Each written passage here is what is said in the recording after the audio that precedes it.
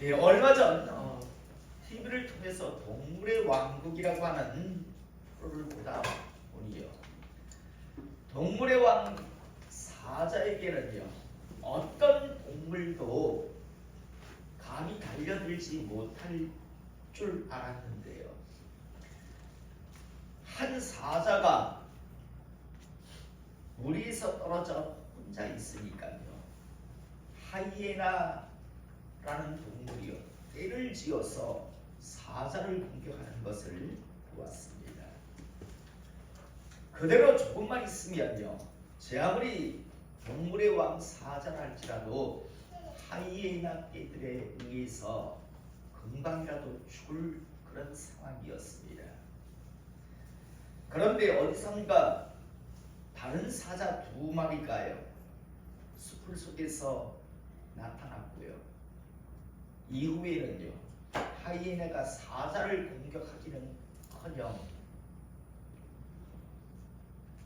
걸음마 날 살려라 하면서 하이에나들이요.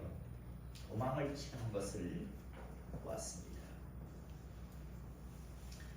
저는 사자와 하이에나의 그런 모습을 보면서요. 하나님께서 이 땅에 교회를 세운 목적이 참 여러 가지가 있겠지만 그 중에 하나는 하나님을 믿는 사람들이 하나님의 교회에 모여서 서로가 힘이 되라고 서로를 지키고 세상을 이기며 달려가라고 교회를 세웠겠구나라는 것을 느낄 수 있었습니다. 저는 오늘 이 시간 이곳에서 예배드리는 우리 모든 성도들은요, 이 세계로 교회를 통해서 서로가 서로에게 힘이 되고 나아가 수많은 우리의 신앙을 무너뜨리고자 하는 마치 하이에나 떼와 같은 악한 것들과의 싸움에서 협력을 하면서 이기는 하나님의 사람 되시기를 이 시간 축복합니다. 아무리 동물의 왕 사자라 할지라도 혼자 있으니까요. 하이에나 떼들이요. 정말 금강이라도요. 정말 갈기갈기 찢어버리려고 하듯이요. 달려들었습니다. 그런데 동료 사자 한 두어 마리가 함께 협력을 해주니까 감히 하이에나 떼들이요. 달려들기는커녕 그냥 도망가기 바쁜 그 모습. 그것이 바로 영적인 세계에서도 마찬가지라는 그런 생각을 저는 했는데요. 저는 오늘 이 시간 우리 함께 서로 협력하며 함께 남은 생에 하나님의 사랑으로 달려갈 수 있기를 이 시간 소원하고 축복합니다. 참 많은 사람들이요. 교회 안에 독불장군식의 혼자 외로운 그러한 신앙생활을 하는 사람들이 있습니다. 그런데 결국 보면 교회마다 100% 그런 사람들은요. 오래가지 못해요. 왜냐하면 공격의 표적이 되기 때문에요.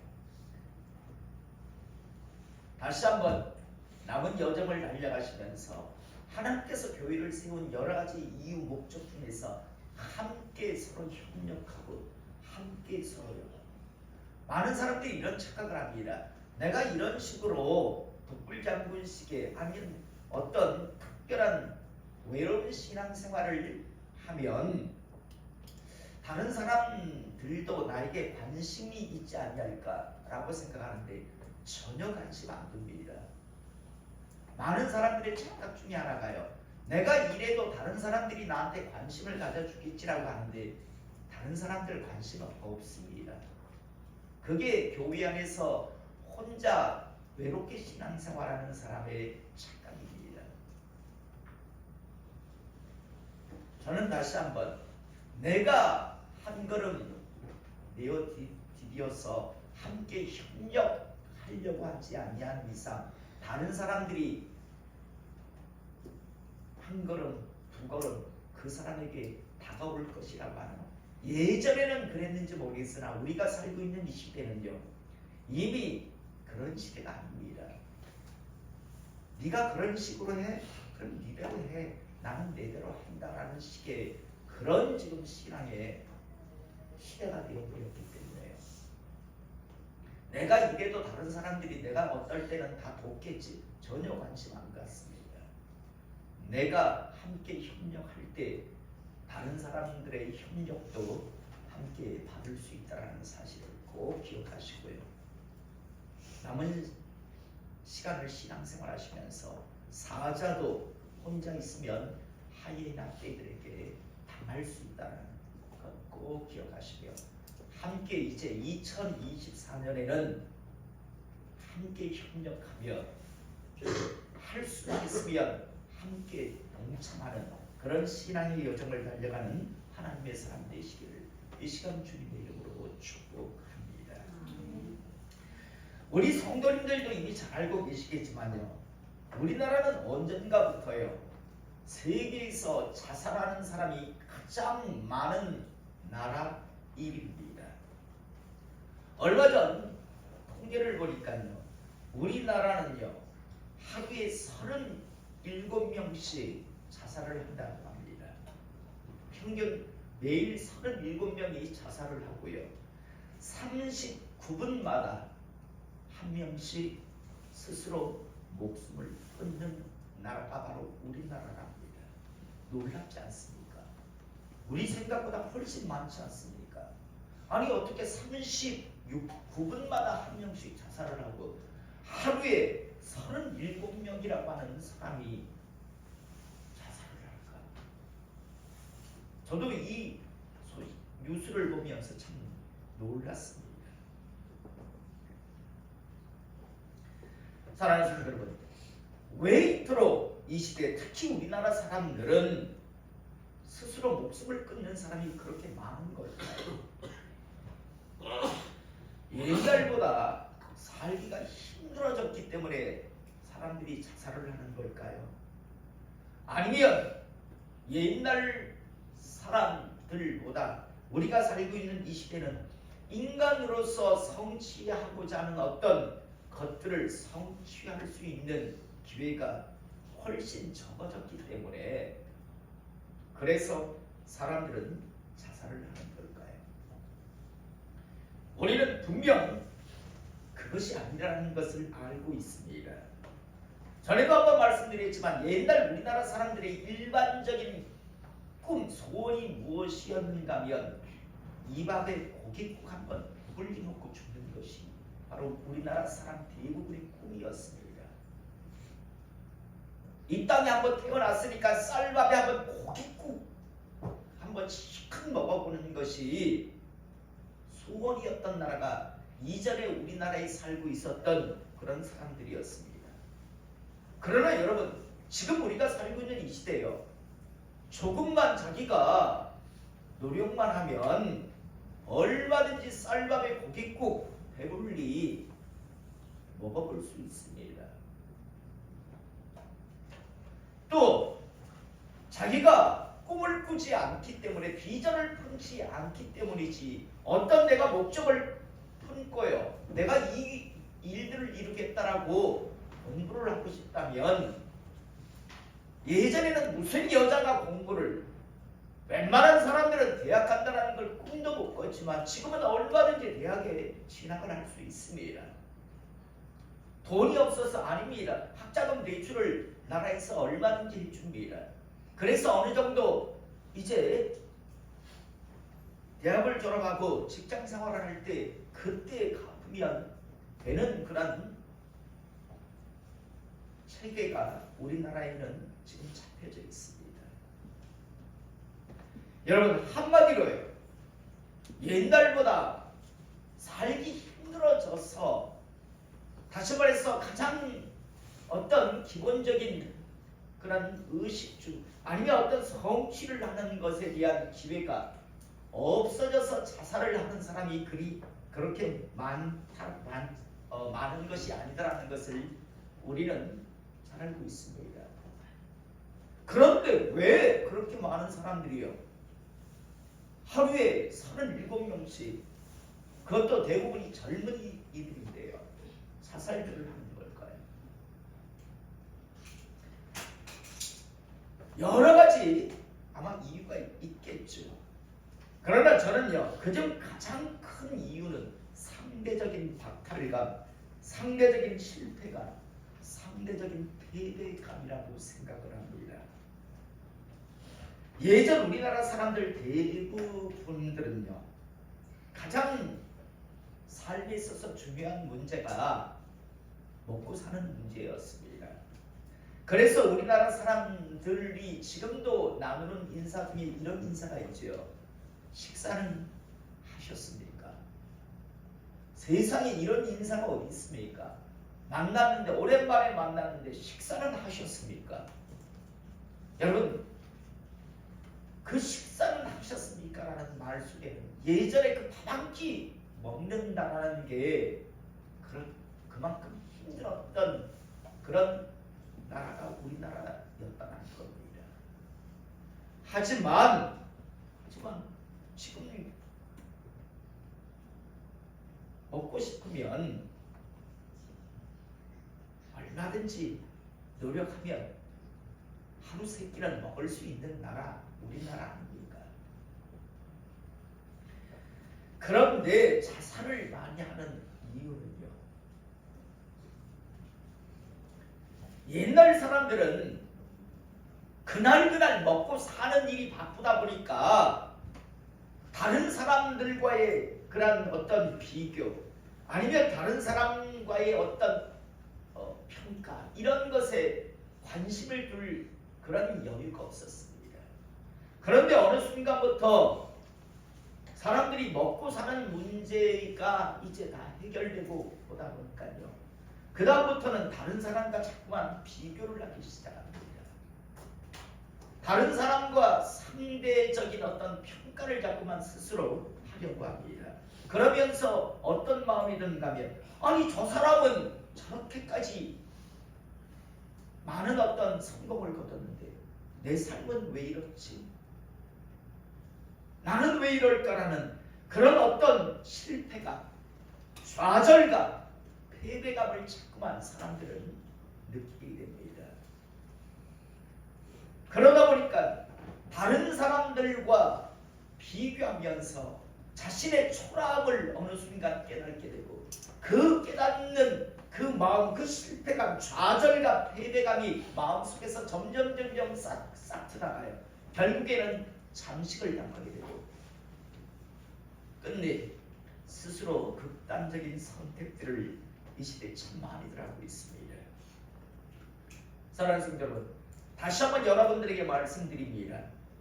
여러분, 많은 사람들이 자살을 할 때 어떤 마음으로 자살을 하는가 하면, 자살을 함으로써 이제 이 모든 고통을 끝낸다라고 그렇게들 생각을 하는데, 여러분, 자살은 고통의 끝이 아니라 진짜 고통의 시작이라고 하는 사실을 잊지 않기를 이 시간 축복합니다. 절대 자살하지 말아요. 자살만큼은요, 가장 저주 중에 저주입니다. 여러분, 성경 말씀 중에서, 성경에 나오는 인물 중에서 하나님으로부터 가장 버림받은 사람들의 마지막 모습은 다 자살이에요. 이스라엘의 초대 왕조요, 결국 옆에서 있는 자기 부관에게 자기 목숨을 좀 끊어달라고 하는데 그 긍휼조차 얻지 못해요. 그래서 결국 스스로 자살을 합니다. 사울 왕도. 가룟 유다도요, 결국 자살합니다. 여러분, 자살은요, 하나님으로부터 어떤 긍휼하심도 얻지 못한 최고의 저주의 죽음의 모습입니다. 아무리 살다가 힘들어도요, 자살은 하지 마세요. 자살하는 순간 지옥 불구덩이 위에 올라가서 영원히 그 고통을 당해야 합니다. 그런데 사람들은 어리석었어요. 자살을 함을 통해서 고통을 끝낸다라고 생각하는데 진짜 고통을 찾아가는 그런 것이다라는 것을 꼭 기억하셔야 하는데요. 저는요, 오늘 이 시간 함께 은혜를 나누고자 하는 것은요, 이런 이 시대 우리나라 사람들이 많이 갖고 있는 상대적인 실패감, 좌절감, 이 패배감이요, 신앙생활을 하는 그런 사람들 속에서도 나아가 교회 안에도 많이 들어와 있다는 겁니다. 솔직히 목사들 중에서도 그런 패배감, 좌절감, 실패감을 느끼는 그런 분들이 있습니다. 저 목사는 저렇게 큰 목회를 하는데 왜 나는 이거밖에 안 되지? 난 이런 목회밖에 못하지라고 하는 그런 어떤 실패감, 좌절감이요. 그래서 자꾸만 움츠려드는 그런 모습을 보이는 분들도 있고요. 또 교회 안에 있는 신앙생활하는 분들 중에서도 보면요, 자기가 뭔가 좀 이런 여러 하나님의 일을 하면요, 교회 안에서 참 교만한 모습을 보이는 것을 보게 됩니다. 대신 또 스스로 어떤 다른 사람과 비교해서 자기가 어떤 성공을, 어떤 성취함을 이루지 못했다라고 하는 그런 생각을 하는 사람들은요, 스스로 신륜에 빠져서 자꾸만 소외되어가는 그런 신앙생활을 하는 사람들 또한 많이 있는 것을 보게 되는데, 저는 오늘 시간 우리 성도님들이 꼭 기억해야 할 건요, 세상 사람들은 비교하고 또 상대하면서 비교 평가, 상대 평가를 할지는 모르겠으나 하나님은 절대 비교 평가, 상대 평가를 하는 것이 아니라 절대 평가를 하시는 하나님이라고 하는 사실을 잊지 않기를 이 시간 축복합니다. 여러분, 이 하나님은 절대 평가를 한다는 것이 여러분들에게 위로가 되고 소망되기로 이 시간 축복합니다. 여러분, 모든 사람이 하나님께서는 절대 평가를 하시는 하나님입니다라는 말이 위로가 되지 않습니다. 어떤 사람에게는 두려움과 공포가 될 수 있는 말씀이기도 합니다. 우리는 하나님께서 절대 평가를 하시는 분이라는 것을 우리가 알게 되는 말씀은 누가복음 21장 1절에서 4절에 나오고 있습니다. 1절에서 4절의 말씀을 보면 예수께서 눈을 들어 부자들이 헌금함에 헌금 넣는 것을 보시고, 부자들이 헌금함에 헌금 넣는 것을 예수님께서 이 땅에 오셔서 보셨습니다. 또 어떤 가난한 과부가 두렙돈 넣는 것을 보시고, 정말 두렙돈이라고 하는 건 정말 작은 금액입니다. 그런데 3절에 보니까 이르시되 내가 참으로 너에게 말하노니 이 가난한 과부가 다른 모든 사람보다 많이 넣었도다라고 말씀합니다. 여러분, 이게 말이 됩니까? 부자가 참 많은 금액의 돈을 헌금함에 넣었습니다. 한 과부는 두렙돈을 헌금했습니다. 헌금함에 넣었습니다. 그런데 평가하시는 주님은, 장차 심판주이신 주님께서는 분명하게 말씀합니다. 내가 참으로 너에게 말하노니 이 가난한 과부가 다른 모든 사람보다 많이 넣었도다. 이 중에서 가장 많이 하나님 앞에 헌금한 자다라고 이야기합니다. 그러면서 저들은 그 풍족한 중에서 헌금을 넣었거니와 이 과부는 그 가난한 중에서 자기가 가지고 있는 생활비 전부를 넣느니라 라고 말씀합니다. 하나님의 평가는 상대 평가, 비교 평가를 하지 않습니다. 너는 얼마 넣고 너는 얼마 넣고 너는 얼마나 이랬고 너는 얼마나 이랬고 서로 비교하는 것이 아니라 각자 자기가 가지고 있는 시간, 각자 자기가 가지고 있는 그런 여러 가지 것들에게서 얼마를 하나님 앞에 어떤 것을 어떻게 드렸는가, 하나님께서는 철저하게 각각의 절대 평가를 하시는 하나님이라는 것을 우리는 분명하게 보게 됩니다. 사랑하는 성도 여러분, 다시 한번 여러분 잊지 마시기 바랍니다. 신앙의 여정을 달려가면 누구와 비교해서 교만할 이유도 없고요, 누구와 비교해서 좌절할 이유도, 낙심할 이유도 없다는 사실. 그러나 잊지 말아야 할 것은 하나님은 철저하게 우리의 겉과 속 또한 다 아시는 하나님이라고 하는 사실 잊지 않고, 하나님의 평가는 절대 평가라고 하는 사실 잊지 않기를 이 시간 축복합니다. 오늘 우리가 읽은 본문 말씀은 고린도전서 4장 1절에서 5절의 말씀입니다. 지난 우리 수요일날 함께 은혜를 나눈 본문의 말씀이기도 합니다. 우리가 잘 알다시피 고린도 교회에는요, 당이 지어져 있었습니다. 사람들이 자꾸만 자기는 누구를 따른다, 누구를 추종한다라고 하는 그런 당이 자꾸만 형성이 되는데 가장 대표적인 당이요. 교회를 세웠던 바울 당이 있었고 그 다음 바울이 떠난 이후에 이제 그곳에 온 아볼로라고 하는 사람을 따르는 아볼로 당이 있었습니다. 물론 다른 어떤 게바파라고 하는 그런 당도 있었고 또 예수님을 믿는다라고 하는 그런 그리스도파도 있었다라고 하지만 그러나 가장 대표적인 그런 당은 바울당과 아볼로당이었습니다. 여러분 서로 이렇게 당을 지으면요 서로 협력하는 경우는 거의 없습니다. 서로 항상 경쟁하고 시기하고 질투하고 반목을 하게 되어 있습니다. 분명 바울파와 아볼로파 역시도 고린도 교회 안에서 서로 시기하고 서로 질투하고 반목했을 것입니다. 그래서 고린도전서 3장에서 바울은 분명하게 하나님의 말씀을 받아서 전했습니다. 교회의 터를 세운 바울도 교회에 물을 준 다시 말해서 양육한 아볼로도 아무것도 아니다. 오직 너희들을 자라게 하시는 분은 하나님이시다. 왜 사람을 자꾸만 추종하고 사람을 따르느냐? 사람을 자랑하느냐? 바울도 아무것도 아니고 아볼로도 아무것도 아니다. 라고 분명하게 말씀을 증가합니다. 여러분 그런데 사람들은 참 양냄비같이 다들 정말 수준이 정말 얇습니다.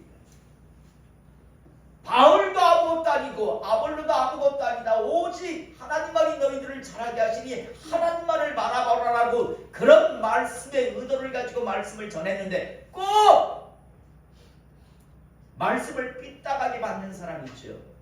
어떤 사람들이 있었는다면 바울 교회를 세운 위대한 하나님의 사람이라고 생각했고 아볼로 정말 대단한 하나님의 지식을 가진 사람이라고 생각했는데 바울도 아무것도 아니고 아볼로도 아무것도 아니라고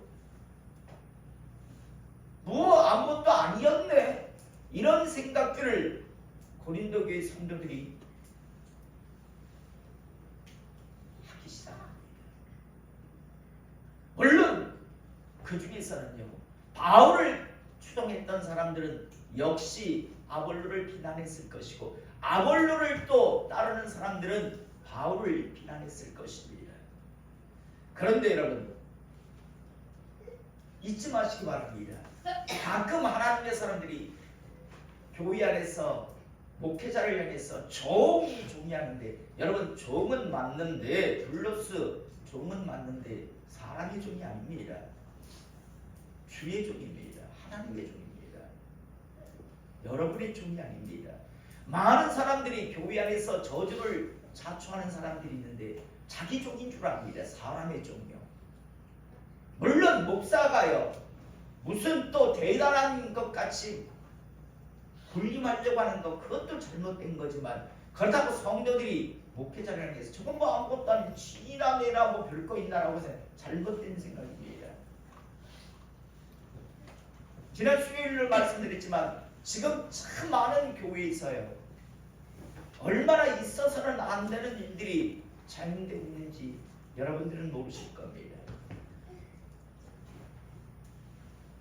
저는 다시 한번 바울은 하나님 앞에서 사람 추종하지 말라라고 바울도 아볼로도 아무것도 아니다라고 이야기했지만 그러나 고린도 교회 성도들 아무것도 아니라고 저것들 별거 아니라고 그렇게 생각하면 큰 착각입니다. 여러분 보증해 주시는 분이 바로 하나님이십니다. 주의 종들은 주님의 종이기 때문에 그 종을 보증하시는 분은요 하나님이십니다. 그러니까 잘못된 게 있으면 그 주인님이 뭐라 하실 것을 기대하시며 그냥 기다리시지 여러분들이 여러분들이 어떻게 하려고 하지 마세요. 자칫 잘못하면 확살납니다.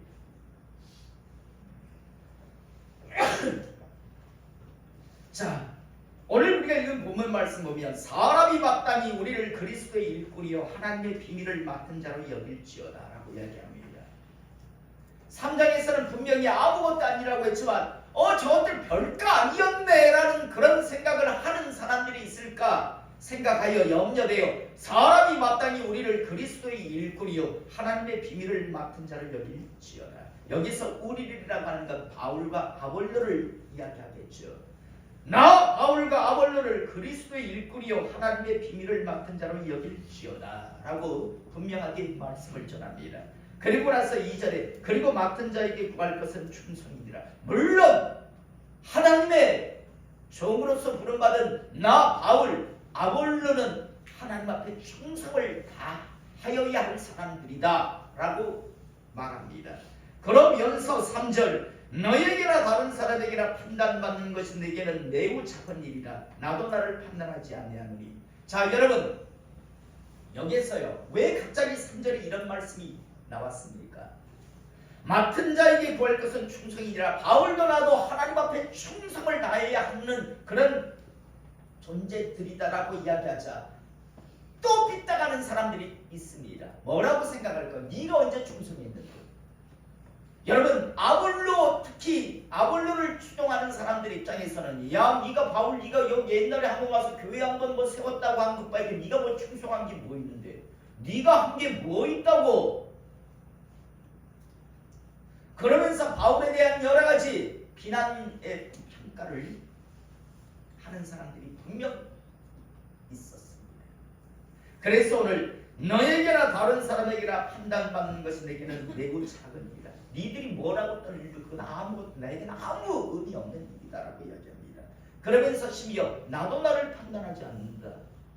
니들이 나한테 어떤 평가를 나한테 어떤 판단을 하든가 그건 난 아무 상관 안 한다. 나도 나를 판단하지 않는다. 그러면서 내가 자책을 아무것도 깨달지 못한다라고 이야기합니다. 내가 스스로 생각해도 내 스스로 자책할 것을 느끼지 못한다. 이로 말미암아 의롭다함을 얻지 못하더라. 그렇다고 내가 그런 생각을 한다라고 내가 하나님 앞에 의롭다함을 받는 것도 아니라는 걸 안다. 그러나 나는 분명히 안다. 다만 나를 심판하실 이는 주시니라. 여러분, 이 신앙을 항상 갖고 살아가실 수 있기를 이 시간 축복합니다. 여러분, 우리를 심판하실 분, 우리를 나중에 판단하실 분은 주님이라고 하는 사실을 잊지 않기를 원합니다. 이게 여러분에게 위로되기를 원합니다. 이게 여러분들에게 위선의 가면을 쓰게 하는 것이 되지 않기를 원합니다. 가끔 이런 사람들이 있습니다. 누가 봐도 사람의 눈으로 봐도 저게 신앙이냐? 야 저게 하나님을 믿는 사람이야 라고 누가 봐도 그런 사람인데 스스로 주님이 나를 판단하신다. 여러분, 주님이 판단이 달라질 것 같습니까? 누가 봐도 구역질 나는 종교놀이꾼인데요, 교인놀이라는 사람인데, 그런데 주님은 다르게 판단하실 거라고 생각합니까? 그건 위선과 가식이죠. 진짜로 하나님의 사람으로 살아감에 있어서 악한 것에 붙들린 자들이 공격을 할 때 그때 이 말씀을 붙들고 묵묵히 달려가라는 말씀이죠. 위선과 가식에 종교노름이나 하는 자가요, 누가 봐도 저게 하나님의 사람인가 라고 느끼게 하는 그런 사람이요, 자기 변호하라고 나를 심판하실 일은 주시리라 라고 이 말씀이 주어졌다고 생각합니까? 이런 함정에 빠지지 않기를 이 시간 축복합니다. 그러면서 5절, 그러므로 때가 이르기 전 곧 주께서 오시기까지 아무것도 판단하지 말라. 그가 어둠에 감추인 것들을 드러내고 마음의 뜻을 나타내시리니. 어둠에 감추온 것을 낱낱이 드러내시는 하나님이십니다. 그리고 마음의 뜻, 왜 무엇 때문에 어떤 의도를 가지고 했는지를 나중에 하나님 앞에 다 드러내십니다. 이 말씀이 위로되시기를 소망되시기를 이 시간 축복합니다. 네가 왜 그런 일을 했는지, 네가 왜 그 결정을 했는지, 네가 왜 그런 행동을 했는지 그때 그게 다 드러납니다. 어떤 사람에게는 이게 정말 위로되는 말씀일 겁니다. 야, 진짜 다 드러내 주시는구나. 할렐루야, 감사합니다. 사람은 몰라 주었지만 하나님은 알아주시겠군요 라고 그렇게 되길 원합니다. 깜쪽같이 속였는데, 사람들은 깜쪽같이 다 속였는데 드러낼 때가 있다고, 이게 두려움되지 않길 원합니다. 그때 각 사람에게 하나님으로부터 칭찬이 있습니다. 잘한 사람에게는 칭찬이 있을 것이고, 천국 판결이 내려질 것이고, 위선과 가식의 가면을 뒤집어 쓴 자들에게는 형벌이 주어질 것이고, 그 형벌은 지옥이겠죠. 말씀 정리합니다. 참 이 시대 많은 사람들이요, 다른 사람과 비교해서 자기의 어떤 상대적인 실패, 좌절감에 붙들려서 자살들을 해갑니다. 자기 스스로 보면 옛날 사람보다 얼마나 행복한 사람인데요, 예전에는 이 밤에 고깃국 한번 먹는 게 공부하고 싶어도 주경야독이라고 하면서 밤에 정말 달빛 아래서 책을 보던 그런 우리의 선조들인데 얼마나 살기 좋은 세상이 되었는데요. 그런데도 불구하고 다른 사람과 비교하니까 자기가 실패했다고, 자기가 불행하다고 생각하고 결국 상대적인 어떤 비교 평가를 하며 스스로 목숨을 끊습니다. 그런데 이런 모습이 교회 안에도 들어와 있다고요. 뭔가 좀 했다고 하면 교만을 떨고, 좀 뭔가 부족했다 싶으면 스스로 소외감을 느끼고, 그러나 하나님은 절대 평가를 하신다고 여러분들에게 말씀을 드렸습니다. 지금의 나의 상황이 너무 힘들어서, 너무 고통스러워서 내가 할 수 있는 그러나 최고의 것을 다른 사람에 비해서는 정말 초라하지만 내가 정말 제대로 하고 있다면 그건 하나님 앞에 칭찬받을 일입니다. 그런데 내가 다른 사람보다 조금 더 하나님으로부터 풍요의 어떤 것을 받았는데, 그래서 그걸 하나님 앞에 드리고 있는 건데, 그걸 가지고 내가 누구보다 많이 하는데라고 하면서 거들먹거리고 교만을 떤다면 그건 하나님 앞에서 쉬어야 됩니다. 철저하게. 오늘 말씀의 제목이 뭡니까? 나를 심판하실 분은 주님이시니라. 이 말씀이 우리의 신앙에 반드시 좌표가 될 수 있기를, 등불이 될 수 있기를 이 시간 축복합니다. 반드시 우리 모두는 주님 앞에 설 것입니다. 그리고 주님은 우리를 심판하실 겁니다. 그때는 낱낱이 드러난다라고 하는 사실을 항상 기억하시고, 나가 심판의 그런 어떤 기준 중에 하나는 절대평가 기준이라고 하는 사실을 항상 기억하시며 남은 생일을 달려가는 우리 모두가 될 수 있기를 이 시간 주님의 이름으로 축복합니다. 기도하겠습니다.